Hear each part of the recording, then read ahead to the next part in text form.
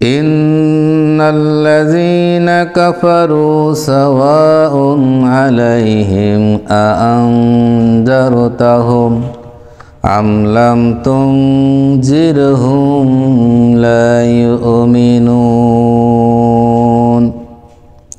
আমার আল্লাহ রাব্বুল আলামিন বলেন, ইন্নাল্লাযীনা কাফারু সাওয়াউন আলাইহিম, হে রাসূল আপনি তাদেরকে দাওয়াত দেন অথবা নাও দেন, তাদের নিকট সব সমান। আল্লাহর নবী যখন দাওয়াত দিলেন মানুষকে, মানুষেরা আল্লাহর নবীর থেকে তারা দূরে থাকার চেষ্টা করলো, কথা শোনার থেকে না শোনার ভান করলো। এই জন্য আল্লাহ রাব্বুল আলামিন বলে দিলেন, হে রাসূল আপনি চিন্তা করেন না, ইন্নাল্লাযীনা কাফারু সাওয়াউন আলাইহিম আনযারতাহুম আম লাম তুনজিরহুম লা ইউমিনুন। হে রাসূল আপনি তাদেরকে ভয় দেখান আর নাই দেখান, আনযারতাহুম আম লাম তুনজিরহুম লা ইউমিনুন, তারা কখনো ঈমান আনবে না, তারা কখনো ঈমান আনবে না। তা ঈমান আনবে না বলে যে আমাদের দাওয়াতি কাজ বন্ধ রাখতে হবে, বিষয়টা কিন্তু এরকম নয়। ঈমান আনবে না বলে যে নবীজি সাল্লাল্লাহু আলাইহি সাল্লাম দাওয়াতি কাজ বন্ধ রেখেছেন, বিষয়টি কিন্তু এরকম নয়। দাওয়াতি কাজ চালিয়ে যেতে হবে, সে ঈমান আনুক আর নাই আনুক, হেদায়েত প্রাপ্ত হোক আর নাই হোক। হযরতে নূহ আলাইহিস সালাম 900 থেকে 950 বছর তিনি দাওয়াতি কাজ করলেন। ওনার দাওয়াতে মাত্র 80 জন লোক ইসলাম গ্রহণ করলেন, মাত্র 80 জন। তাহলে আমরা কি বলবো যে নূহ আলাইহিস সালামের নবুয়তের কাজে তিনি ব্যর্থ হয়েছেন? না, নাউজুবিল্লাহ মিন জালিক, কখনোই নয়। আমরা একথা কখনো বলতে পারবো না যে আমাদের নবী নূহ আলাইহিস সালাম তিনি তার কাজে ব্যর্থ হয়েছে, আমরা কখনোই বলতে পারবো না। বরঞ্চ তিনি সফল নবী, তিনি সব দাওয়াতি কাজ তিনি করেছেন, কিন্তু লোকের ঈমান আনে নাই। মাত্র 900 বছরে 80 জন ঈমান এনেছিল। তারপরও হযরতে নূহ আলাইহিস সালাম তিনি দাওয়াতি কাজ থেকে এক চুল পরিমাণ তিনি পিছিয়ে যাননি। হযরতে নূহ আলাইহিস সালাম যখন দাওয়াত দিতে গেলেন, নূহ আলাইহিস সালামের কওমের লোকেরা ওনাকে ধরে মেরে পাহাড়ের উপর থেকে নিচে ফেলে দিল। নূহ আলাইহিস সালাম যখন পাহাড়ের নিচ থেকে নিচে পড়ে গেল, আবার সেখান থেকে উঠলেন, উঠে তার কওমে গেলেন, গিয়ে বলছেন, ও আমার কওমবাসীরা, তোমরা এক আল্লাহ তাআলাকে আনুগত্য করো, আল্লাহ ছাড়া কোনো মাবুদ নেই, আর আমি তার প্রেরিত নবী। এইভাবে হযরত নূহ আলাইহিস সালাম তার দাওয়াতি কাজ অব্যাহত রাখলেন, কিন্তু কাফেরেরা দাওয়াতি কাজ তিনি গ্রহণ করলো না। কিন্তু তারপরও দাওয়াতি কাজ তিনি বন্ধ করেননি। সেই ধারাবাহিকতায় আমাদের নবীজি সাল্লাল্লাহু আলাইহি সাল্লামও একই কাজ করেছেন, দাওয়াতি কাজ করেছেন। তিনি দাওয়াতি কাজ করেছেন, কিন্তু যখন মানুষ ঈমান আনে না তখন একটু চিন্তা করে, একটু বসে থাকে, একটু ভাবে। আল্লাহ রাব্বুল আলামিন সান্ত্বনা দেওয়ার জন্য কিন্তু এভাবে তিনি আয়াত নাজিল করে আল্লাহ তাআলার সাথে বলতে থাকে।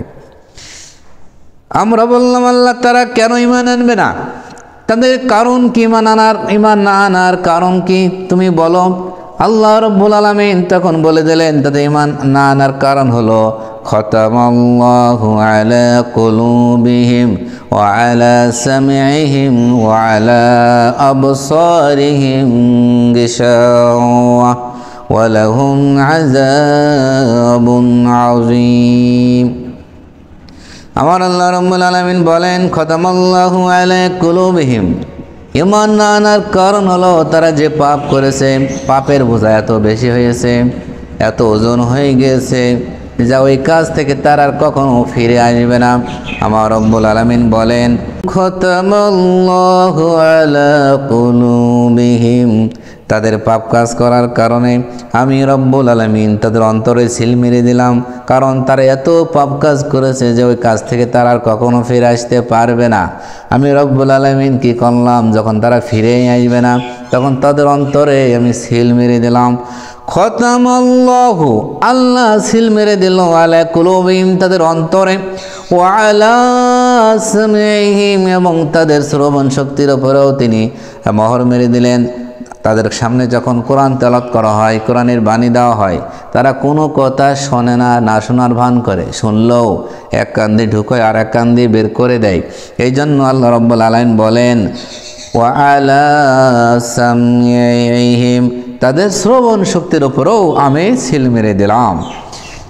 এরপরে রব্বুল আলামিন বলেন শুধু তাই নয়, ওয়ালা আবসারিহিম গিশাওয়াতুন ওয়া লাহুম আযাবুন আযীম। শুধু শ্রবণ শক্তির উপরে নয়, বরঞ্চ তারা যে চোখ দুটি দিয়ে দেখে, যে চোখ দিয়ে দুনিয়া দেখে, আলো দেখে, বাতাস দেখে, আমার সৃষ্টি দেখে, আমার পৃথিবীর সমস্ত কিছু তারা দেখতে পায়, ওই চোখের ওপরেও আমি রব্বুল আলামিন সিল মেরে দিলাম, মোহর মেরে দিলাম। কারণ তারা এত পাপ করেছে, চোখ দিয়ে এত অন্যায় করেছে, অন্যায় করার কারণে আমি রব্বুল আলামিন তাদের চোখের উপরে একটি পর্দা লাগিয়ে দিলাম, যার কারণে তারা কোরআন বোঝে না, হাদিস বোঝে না, ইসলাম বোঝে না, ইসলামে কি বলে তাও জানে না, তারা মানুষ না জানোয়ার তাও বোঝে না, এতটা নিকৃষ্ট তারা হয়ে গেল। আল্লাহ রব্বুল আলামিন আমাদেরকে সাবধান করে দিলেন, যদি আমাদের পাপের কাজ যদি বেশি হয়ে যায়, আমলনামায় যদি পাপের ওজন বেশি হয়ে যায়, আর আমরা যদি তওবা না করি, তাহলে আল্লাহ বলেন ওয়ালা আবসারিহিম গিশাওয়া, তাহলেও কিন্তু তিনি আমাদের চোখের উপরে পর্দা করে দিবে। আমরা কিছু ন্যায় দেখতে পাবো না, শুধু অন্যায়ের সাথে জড়িত থাকবো, ন্যায় কাজ করতে পারবো না। অন্যায় কাজ যেখানে আমরা থাকবো সেখানে, ন্যায় কাজ যেখানে সেখানে থাকবো না আমরা, এরকম একটা অবস্থা হয়ে যাবে। মানে সব সময় তার সঙ্গী হবে অন্যায়, অত্যাচার। যার সাথে সাক্ষাৎ করবে তার অত্যাচারী হবে, তারা জালিম হবে। আমার রব্বুল আলামিন তাদের সাবধান করে দিলেন, যদি তোমার কাজটি করো তাহলে ওয়ালা আবসারিহিম গিশাওয়া, তাহলে তোমাদের শ্রবণ, তোমাদের দেখার চোখের উপরেও এই আবরণ সৃষ্টি করে দেওয়া হবে, পর্দা ফেলে দেওয়া হবে। আর পরিশেষে যখন তোমরা দুনিয়া থেকে চলে যাবে, যখন আমার কাছে আসবে, সুম্মা ইলাইহি তুরজাউন, অতঃপর তোমাদেরকে কিন্তু আমার নিকটে ফিরে আসতেই হবে। আর যখন আমার কাছে ফিরে আসবে, আমি তোমাদের জন্য একটা ফয়সালা করলাম। ফয়সালা কি হলো? আল্লাহ রাব্বুল আলামিন সূরাতুল বাকারায় ফয়সালার কথা বলে দিলেন, ওয়ালাহুম আযাবুন আযীম, তাদের জন্য রয়েছে যন্ত্রণাদায়ক শাস্তি। ওয়ালাহুম, তাদের জন্য রয়েছে যন্ত্রণাদায়ক শাস্তি, যারা এই কাজগুলো করবে, পাপ কাজ করবে, পাপ কাজ থেকে ফিরে আসে না। সারা জীবন সুদ খায়, ঘুষ খায়, চুরি করে, ডাকাতি করে, ধর্ষণ করে, অসংখ্য গুনার সাথে লিপ্ত থাকে, কখনো সে অনুতপ্ত হয় না, কখনো সে চিন্তা করে না আমি যে গুনাহগুলো করলাম, এই গুনার কারণে আমার কোনো ক্ষতি হবে কিনা, এই গুনার কারণে আমার কোনো বিপদ হতে পারে কিনা, কবরে আযাব আছে কিনা, হাসরের মাঠে কোনো সমস্যা হবে কিনা, এরকম কোনো কিছু তারা চিন্তা করে না। এই জন্য আমার রব্বুল আলামিন তিনি সাবধান করে দিয়েছেন, যারা চিন্তা ভাবনা করবে না তাদের জন্য রয়েছে ওয়ালাহুম আযাবুন আযীম, যন্ত্রণাদায়ক শাস্তি। এই জন্য আমাদের পাপ কাজ করার আগে আমাদের সাবধান হতে হবে, গুনার কাজ করার আগে আমাদের সচেতন হতে হবে, হারাম খাওয়ার আগে আমাদের সতর্ক হতে হবে, হারাম খাওয়ার পরে আমাদের অবস্থাটা কি হতে পারে, হারাম খেলে আমাদের পেটের ভিতরে আল্লাহ কি করবেন।